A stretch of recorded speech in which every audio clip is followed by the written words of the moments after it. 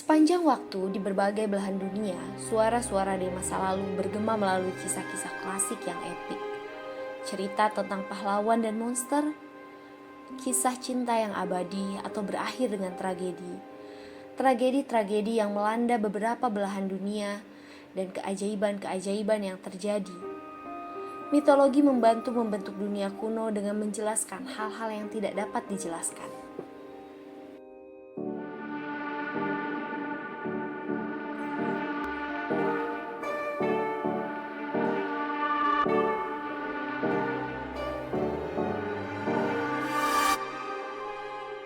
Ini adalah mitologi persimpangan jalan, di mana dua atau lebih jalan saling bersilang, yang merupakan hal umum di seluruh dunia. Setiap kota memiliki setidaknya satu persimpangan jalan, dan setiap orang yang pernah melakukan perjalanan telah melewati persimpangan jalan dalam hidup mereka. Meskipun hal ini sangat umum terjadi, atau mungkin karena sangat umum terjadi, sejumlah mitos dan tahayul yang mengelilingi persimpangan jalan telah muncul di seluruh dunia. Di berbagai bagian Eropa, Afrika, Asia, dan Amerika, persimpangan jalan digambarkan sebagai lokasi gaib, di mana batas antara dunia fana dan dunia abadi, yang hidup dan yang mati akan bertemu dan terkadang menyatu satu sama lain. Persimpangan jalan adalah tempat di mana fenomena supernatural terjadi, baik itu bersifat positif maupun negatif, di mana seseorang dapat bertemu dengan monster, roh halus, iblis, dan mayat hidup.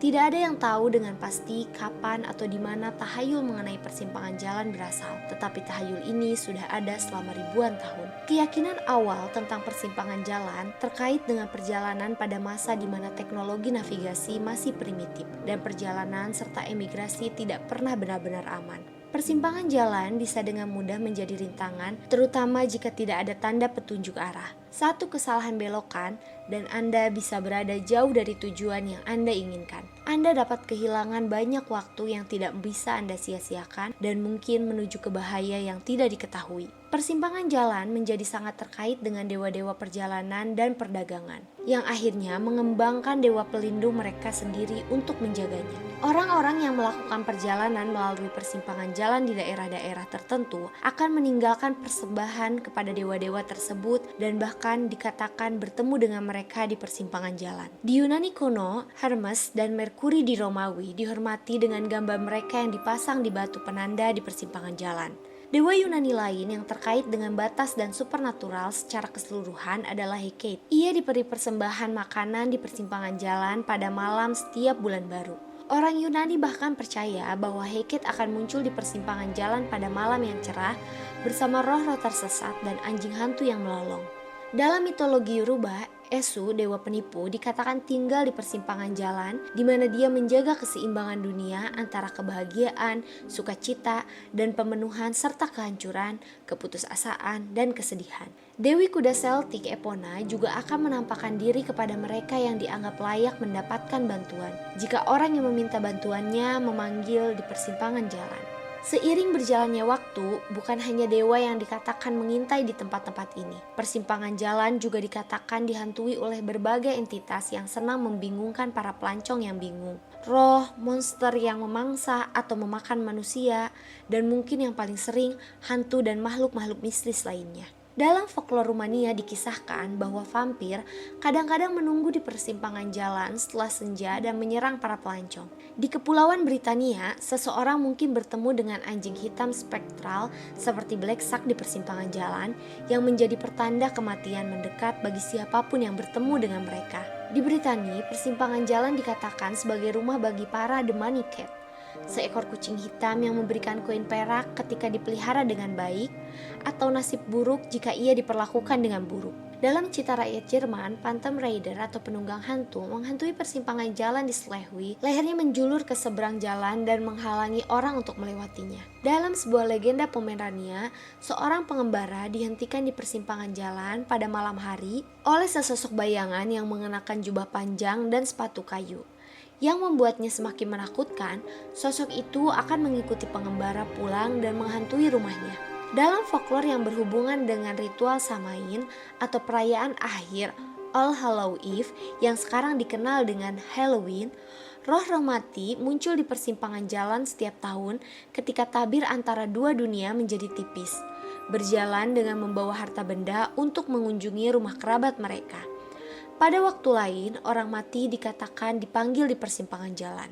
Ritual dalam Cita Rakyat Denmark mengarahkan jika seseorang pergi ke persimpangan jalan tengah malam pada malam tahun baru dan berdiri di dalam persegi panjang yang dibentuk oleh jalur mobil, hantu akan muncul ketika nama mereka dipanggil dan memberikan kesempatan untuk menjawab 3 pertanyaan. Beberapa legenda mengklaim bahwa seseorang dapat mengetahui siapa yang akan mati dengan melakukan ritual di persimpangan jalan, terutama pada waktu-waktu tertentu dalam setahun, seperti pada malam All Hallows Eve dan malam Walpurgis. Di pegunungan tinggi Skotlandia, jika seseorang duduk di atas kursi berkaki 3 di persimpangan jalan 3 arah di tengah malam, mereka akan mendengar nama-nama orang yang akan mati. Dalam Cita Rakyat Jerman, seseorang dapat mendengar nama orang-orang yang ditakdirkan untuk mati ketika mereka berdiri di persimpangan jalan antara jam 11 malam dan di tengah malam pada malam Natal atau Tahun Baru. Namun dari semua entitas yang dikatakan muncul di persimpangan jalan, baik dengan bersembunyi atau dipanggil melalui ritual, mungkin tidak ada yang lebih menonjol daripada iblis. Kisah-kisah iblis yang muncul di persimpangan jalan ditemukan di setiap negara di mana kekristenan dipraktekkan, muncul dalam berbagai macam cerita rakyat termasuk dongeng Grimm.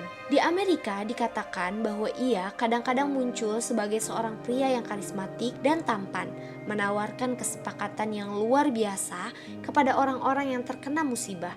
Salah satu mitos persimpangan jalan yang paling terkenal di Amerika adalah tentang musisi blues legendaris Robert Johnson. Menurut cerita, Johnson menuju ke persimpangan jalan di dekat Daiquiri Plantation pada tengah malam dan menyatakan niat dan keinginannya untuk membuat kesepakatan. Di tengah persimpangan, dia memanggil iblis yang kemudian sang iblis mengambil gitar dari Johnson dan memetik beberapa akord yang hampir tidak wajar sebelum memberikan kembali gitarnya ke Johnson. Ketika Johnson memainkan nada tersebut, bakat melimpah dari jarinya dan dia menjadi gitaris blues terkenal. Beberapa liriknya sering dianggap sebagai bukti dari kesepakatan ini, seperti dalam lagunya Hellhound on My Trail.